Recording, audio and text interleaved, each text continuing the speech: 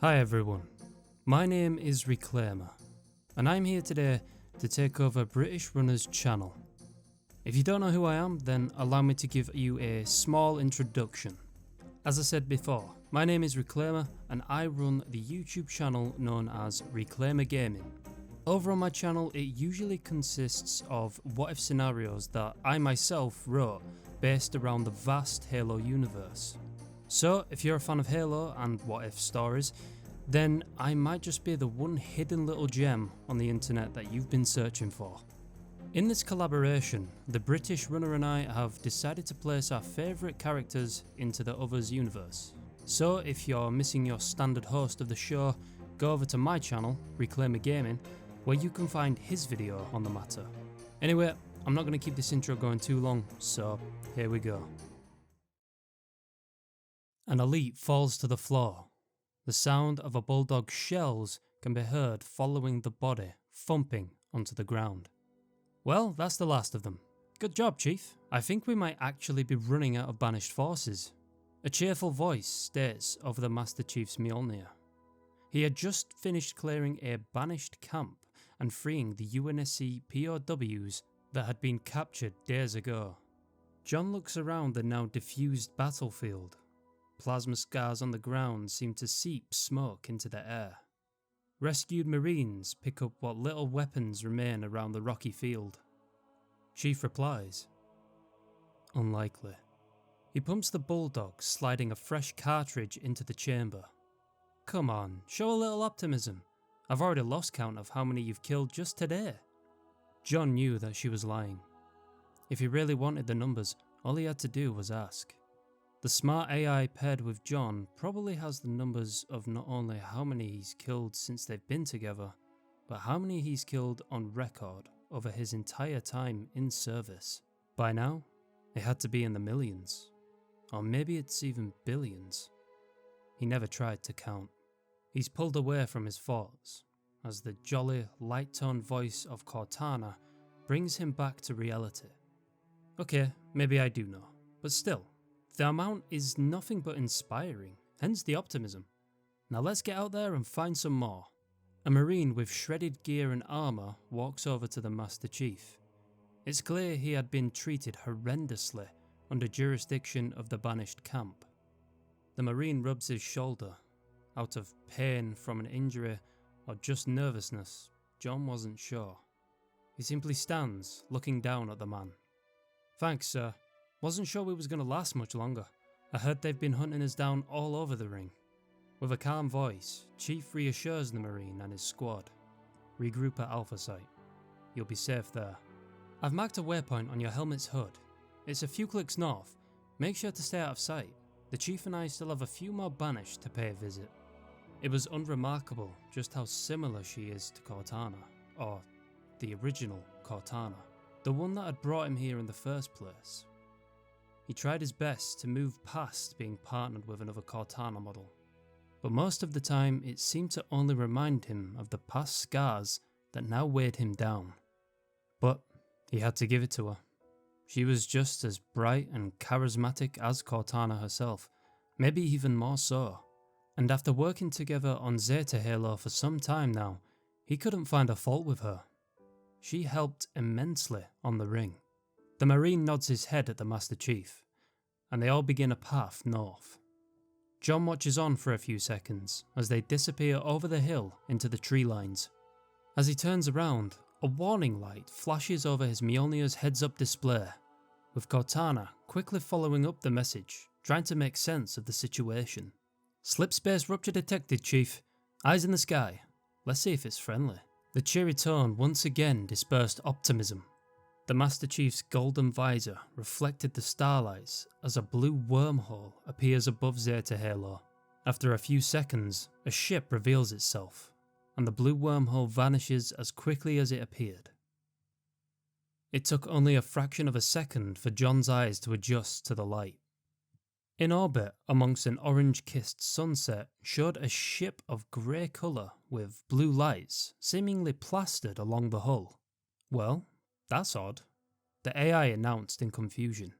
Normally she would have had everything she needed to know about that ship within microseconds. What is it?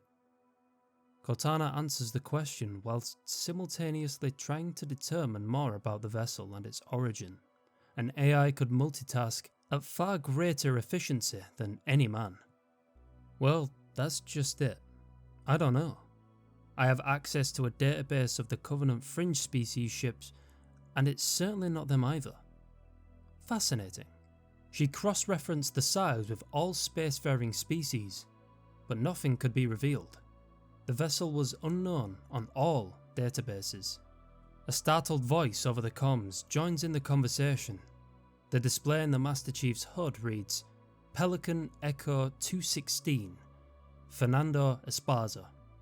Please don't tell me it's another problem we have to worry about. We have enough going on down here as it is.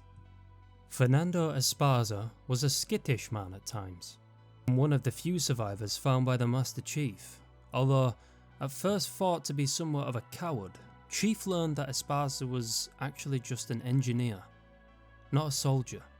He hadn't had any kind of combat training, and from previous conversations revealed that he had a daughter and a wife.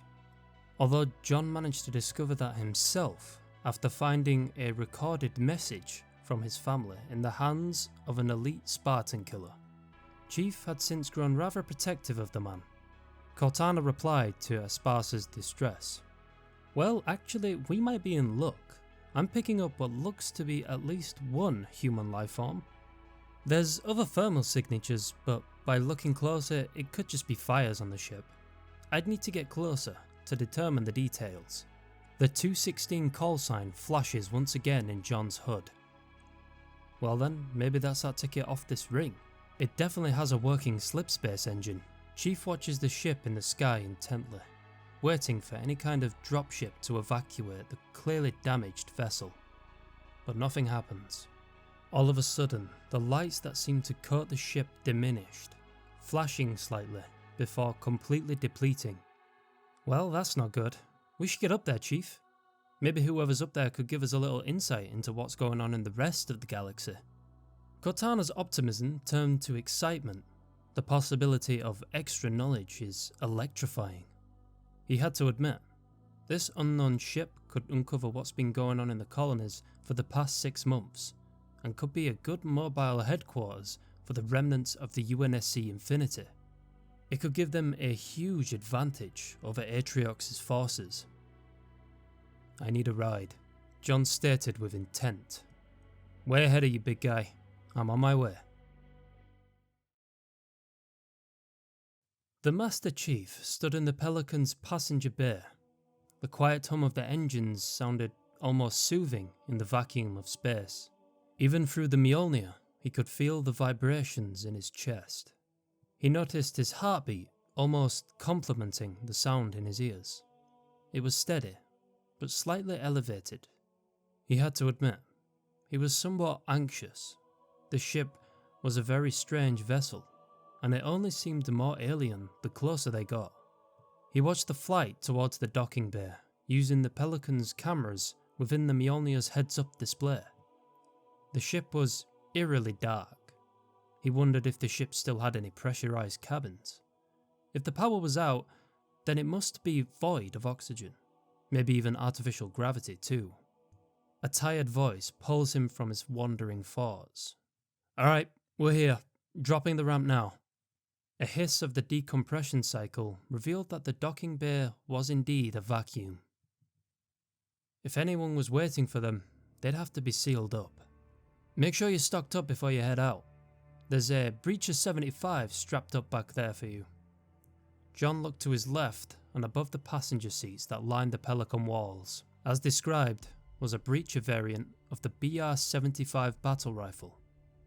It wasn't John's preferred choice compared to the standard issue MA-40 assault rifle, but it was certainly capable of close quarters combat, with its higher than normal fire rate. He picked it up and reached over his back to magnetically lock the weapon in place. It should complement the bulldog he had nicely. The bay doors opened, revealing floating debris within the inky blackness of the quiet docking bay. It looks like there's a door over there, Chief. Before finishing his glance around the room, Cortana had already lit up a blue waypoint on his hood, highlighting the dingy-looking door in the corner. Chief looked in the direction. His helmet's headlamps illuminated a section of the docking bay. As he approached, a hologram seemed to admit itself just in front of the door. It looked to be its opening mechanism. Before Chief asked, its lights turned from red to blue and swiftly opened. Cortana could almost read his mind. Hell, maybe she really could. The two were so in sync with each other by now that it seemed almost unnatural. It was almost unsettling, but in a welcoming way. John walked through as a second door was waiting on the other side. It had to have been an airlock. Looks like we won't be holding our breath this entire expedition. Not like we'd need to anyway. Her positive tone conveyed confidence. Why? Because she was certain of oxygen being on the other side? Or was it from being safe behind the titanium alloy of Chief's armour? He wasn't sure, nor did it really matter. But what was certain is that her bright optimism did seem to rub off on him slightly. He rarely found himself in too deep of trouble with her. Maybe it was his luck, or maybe she really did protect him, just as he did her. A loud sound of oxygen burst into the small cabin as the room pressurized. The door in front of them opened suddenly. Ahead was a long and still dark corridor. A kind of emergency lighting flickered through the hallway. Isn't this how those famous horror movies back in the late 20th century went? Dark, long corridor, single man wandering for answers. John stopped walking, as if to say that the comments weren't helping the situation. Even though she was within his armour, she could swear that somehow he was glaring directly at her. "Sorry," she said with coy. As he moved, John's bulldog rested in his arms. His motion tracker was still clear, so there was no sense in being overcautious just yet. It could still be empty, but admittedly, the ship would have needed someone on board to activate the slipspace engine. His headlamps glanced over the walls of the ship. What looked like an oily liquid seemed to seep from the pipes that lined the walls. I think this is some sort of engineering level. Likely the same level to most of the internals of the vessel. Engines, electrical grid, that sort of thing. Hey, what's that? Cortana lit another small blue waypoint only meters away from John, just at the end of the hallway. The strange device seemed to catch Cortana's attention. This machine looks to be slightly warmer than the rest of the ship.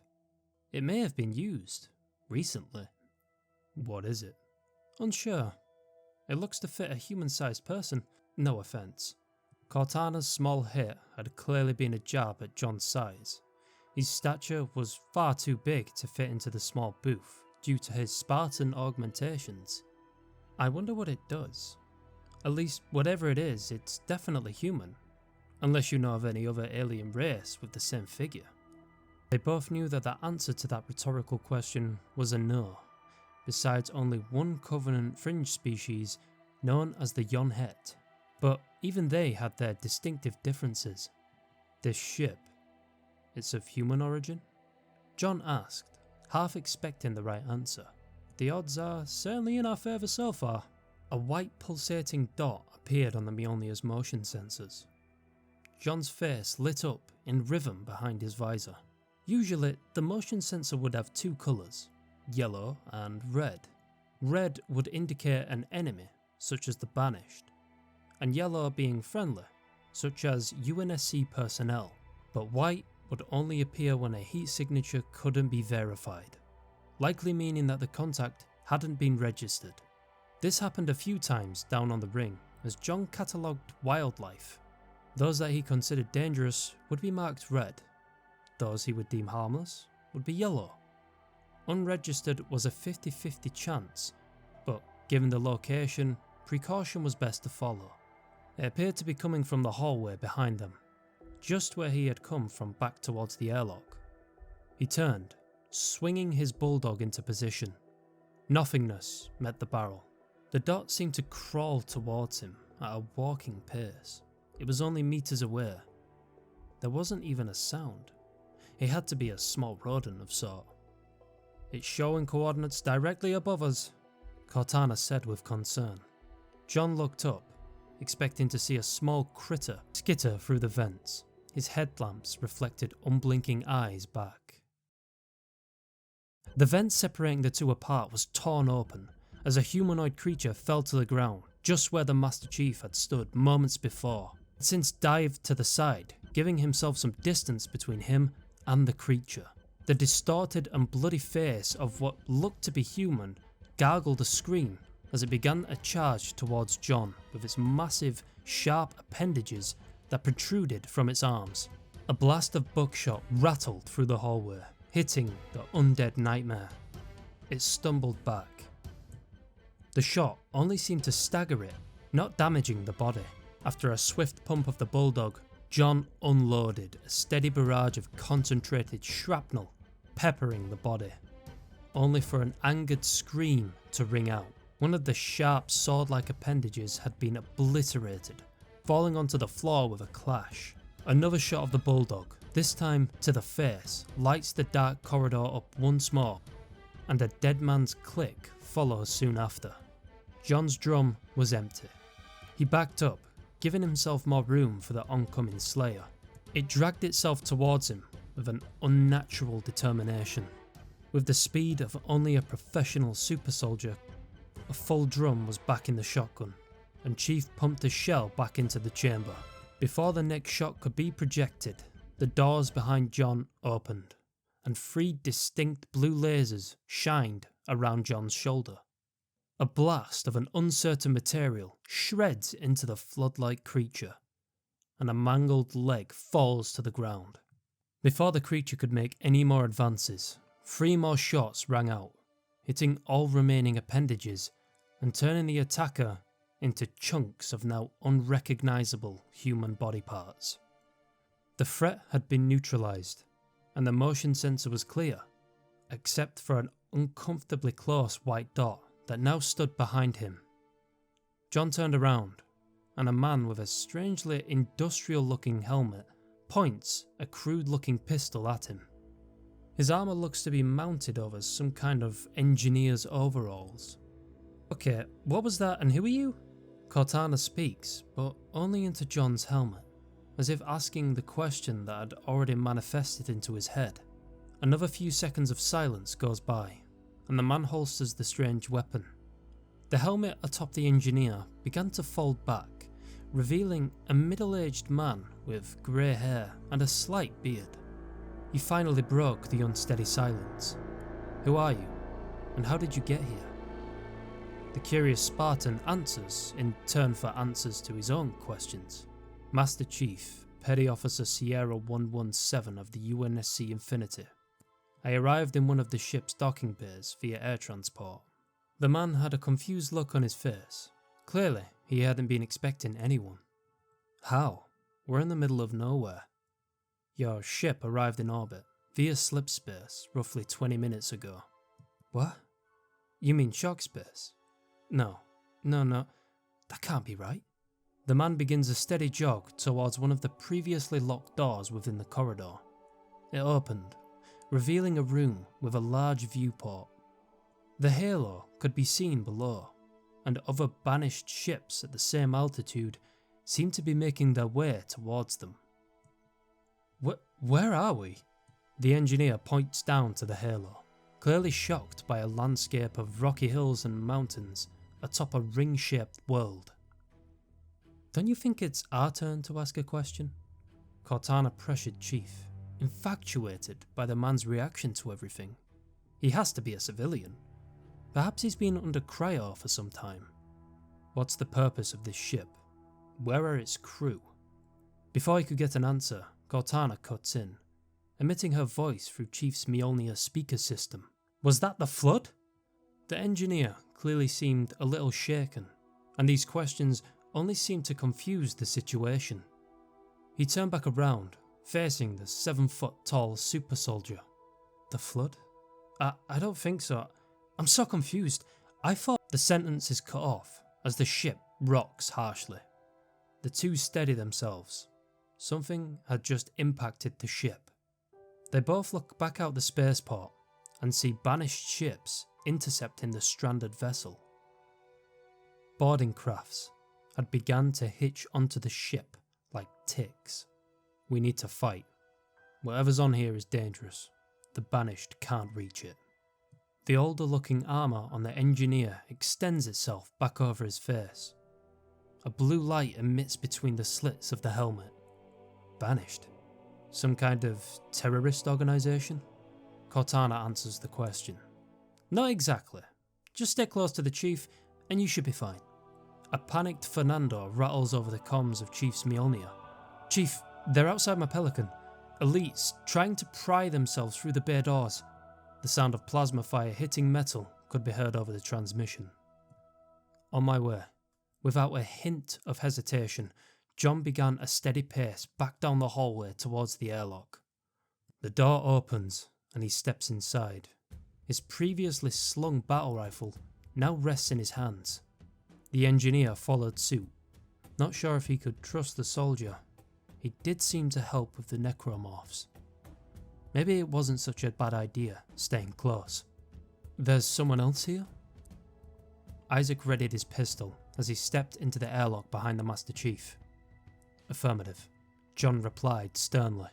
The airlock decompressed, and what was once heavy thuds from the tall soldier had now become silent pats in the metal floor. As the other door opened, what looked like 10-foot creatures had begun a barrage of multicoloured fire into a very angular looking ship. Whatever these things seemed to use as weapons certainly wasn't kinetic. John sprang out, firing his rifle in rapid succession. The burst began to hit one of the 4 elites that surrounded the Pelican. The energy shields flared blue and then quickly dispersed. Before the Sangheili could turn to meet John, the butt of his rifle had already planted itself into the back of its head. Purple blood seemed to shoot out over the bay in the low gravity and onto the floor with an inaudible splatter. John begins to trade fire with the next elite in his line of sight. Isaac followed behind, trying to keep up. His plasma cutter projected its tri-beam of lasers towards one of the aliens. Its projectile shot out, ripping through the air, straight through what looked to be some kind of energy shielding. A blue burst from its armour seemed to shock the creature as it turned to face Isaac. Its vulnerability from a now depleted shield caused it to retreat for the nearest cover.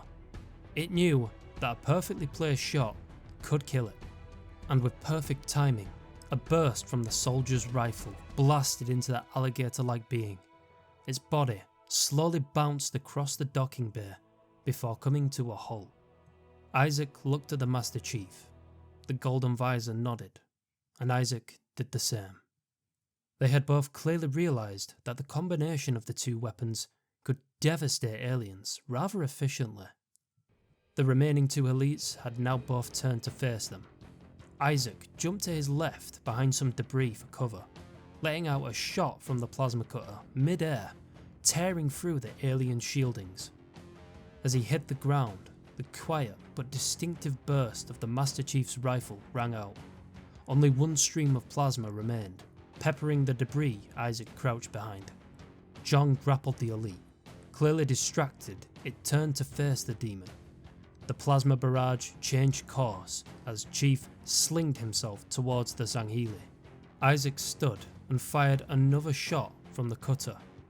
A blue flash indicated the shielding had once again vanished.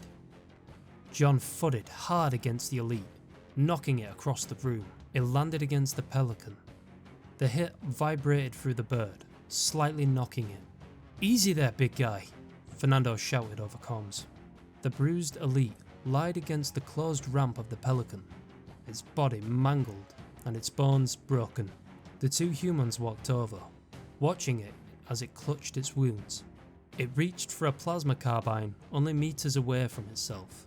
Before its 4-fingered hand could reach the rifle, a blast of a super concentrated plasma fire rang out from Isaac's cutter, decapitating the alien's long neck. That went better than expected. Now, let's see what's going on here. Hey again everyone, and thank you so much for taking your time to watch the video. I also want to give a massive thank you to TheBritishRunner for giving me reign over his channel. It's been fun, but unfortunately my people need me, so I will be returning back to reclaimergaming.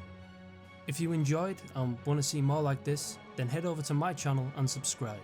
You'll be welcomed with open arms.